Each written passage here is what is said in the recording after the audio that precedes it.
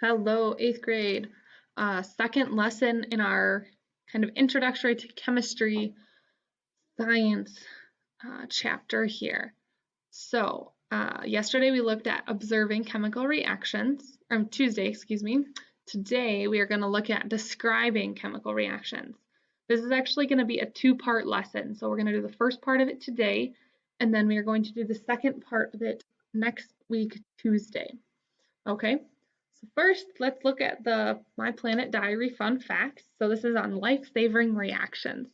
So I'm going to read it for you here. What moves faster than 300 kilometers per hour, inflates in less than a second, and saves lives? An airbag, of course.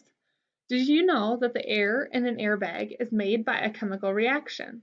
A compound called sodium azide breaks down into sodium metal and nitrogen gas. The nitrogen gas fills the airbag and cushions the passengers in an accident. It's important that the correct amount of sodium azide is used. The mass of sodium azide in the airbag before the collision will equal the mass of sodium and nitrogen that is made by the reaction. If too little or too much nitrogen gas is made, the airbag will not inflate properly. Okay, so now look at our question. What might happen if an airbag doesn't contain the correct amount of sodium azide? So the answer that I have, the airbag will inflate too much or won't inflate enough, which may cause injuries, which we definitely don't want to happen. So, good everyday example of chemical reaction. So let's look at our key questions for today. What information does a chemical equation contain? How is mass conserved during a chemical reaction? And what are three types of chemical reactions? So these are the questions for the entire lesson, so they might spill over into next Tuesday too. So first we have, what is a chemical equation? A chemical equation is a way to show a chemical reaction using symbols instead of words. So think about like if you're texting and you're using like abbreviations. So let's say I say LOL. It stands for laugh out loud, but by saying LOL, you're using the short version of it, so the abbreviation. So the formula is a combination of symbols that represents the elements in a compound. So let's look at some examples here, okay? I'm gonna move my little bubble. So we have compound on the left side, propane, sugar, rubbing alcohol, and so on. And then we have the chemical formula or chemical equation on the right side. So I know that this is a lot, I really do, but I know that you guys can do it. So for propane, the compound, the formula is carbon and hydrogen. So the C is carbon, the H is hydrogen. So we have 3 carbon atoms and 8 hydrogen atoms. Again, I know it's a lot, but we're learning. Sugar is C12H22 and O. O is a new one. O is oxygen. Rubbing alcohol, C3H80. Ammonia, NH. N is nitrogen. Remember, H was hydrogen. And then baking soda, we have NaHCO3. So Na is sodium. Okay, so we're just going to look at these other ones. I know that it's a lot for you, and that's just fine. Okay, so we're going to look at the formula for water. Okay, so let's look at water. So water is going to be H2O. So hydrogen and oxygen make up water. Then we have carbon dioxide, which is CO2. So again, carbon and oxygen. And then sodium chloride is our last one. That's going to be Na, which was sodium, and Cl, which is chloride. So that one's kind of easy to figure out. So now what does all this mean? So when you have a chemical equation, this is a picture from your book. There's a whole lot of different components or pieces that make up that chemical equation. So let's look at a real life example. So if we want to make a skateboard, we need different parts. You can't just put together a skateboard without parts. So let's look at the different parts needed to make the skateboard. So you have wheels, you have the trucks, which are going to connect the wheels to the deck, which is our third component. So then all of those things together make the skateboards. So over here we can see we're making 3 skateboards. We have to make sure we have enough parts to make the skateboards. So you have 3 decks, you have 6 trucks because each one is going to use 1, 2, and then 12 wheels because each skateboard needs 4 wheels. So there's a different number of each component, but they all make 3 skateboards. All of those combine together to make the 3 skateboards. Okay, so now let's look at what the structure of an equation is. So we said that we need the wheels, the trucks, and the decks to make a skateboard. So what do we need for a chemical equation? So you have to ask yourself that question. What parts do you need for your equation? And then we said we have 12 wheels to make 3 skateboards. How many of each part are necessary? So those 2 questions are really important when you're looking at making your chemical equation. So all chemical reactions have a basic structure that is followed. So that's the answer to our first key question. A chemical equation tells you the substances you start with in a reaction and the substances that are formed at the end. So the substances at the beginning are called the reactants. So those are our pieces or our components that we need. So in the skateboard example, that was the wheels and the trucks and the deck. So those were our reactants, we'll say. And then the new substance, when the reaction is complete, is the product. So we took those 3 different pieces to make a product of the skateboard. Okay?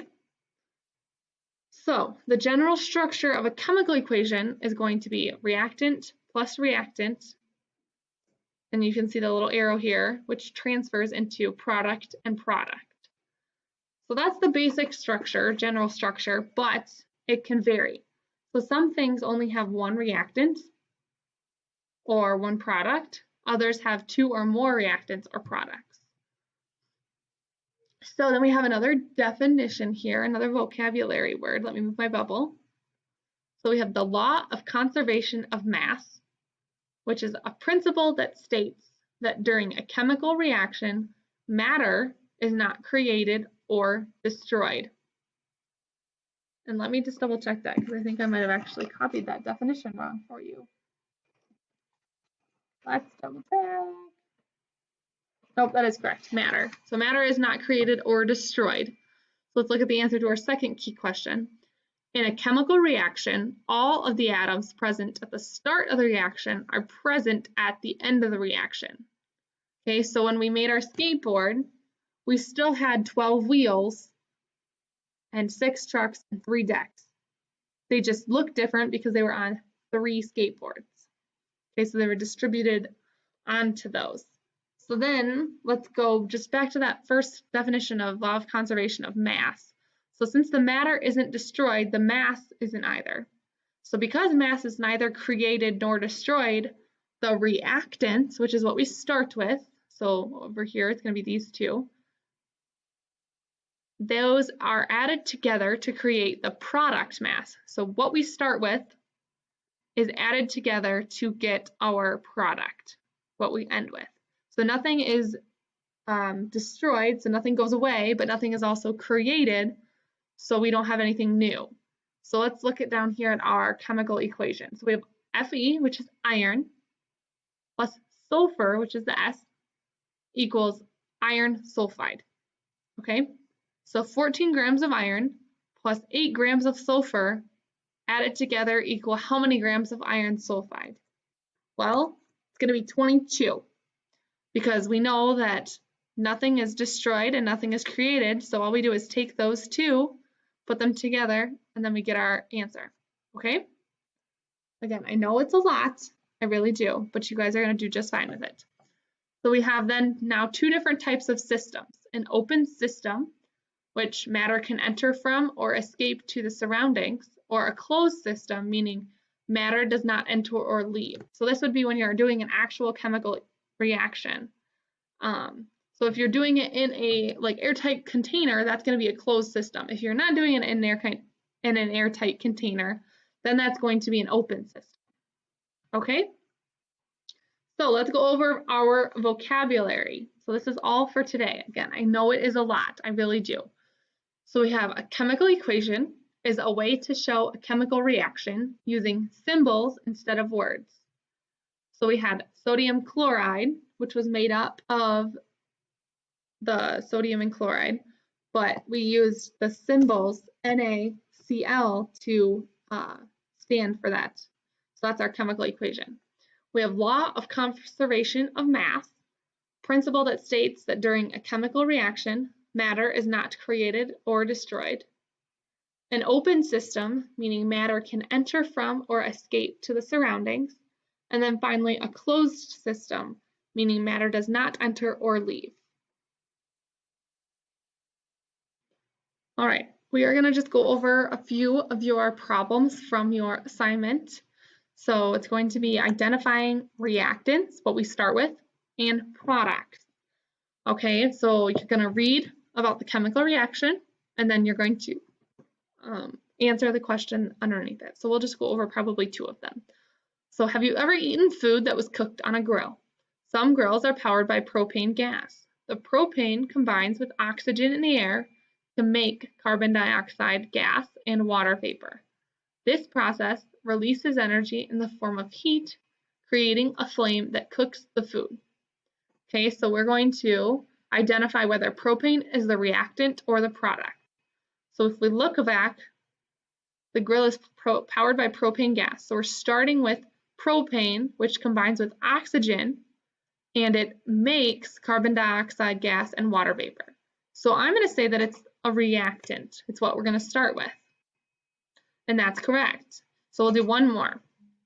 So like people on Earth, astronauts living on the International Space Station need oxygen to survive. Since there is no oxygen in space for the astronauts to breathe, they make oxygen using a process called electrolysis. This process uses electricity to break down water into hydrogen gas and oxygen gas, because remember, water is made of hydrogen and oxygen. The hydrogen gas can be removed from the space station or recycled, and the oxygen gas is released into the air that the astronauts breathe. So in this chemical reaction, oxygen is a what? So we are taking electricity that's breaking down hydrogen and oxygen, or breaking down water into hydrogen and oxygen. So I think oxygen is a product, and we're correct. Okay, so on your lesson assignment, goal is going to be complete these challenges. Okay, so there's 3 stages to the challenge. But that's it. If you have any questions, let me know. Otherwise, this is due on Tuesday, your assignment of the IXL. Again, I know it's a lot, but you guys will do just fine with it. Have a great day and a great weekend.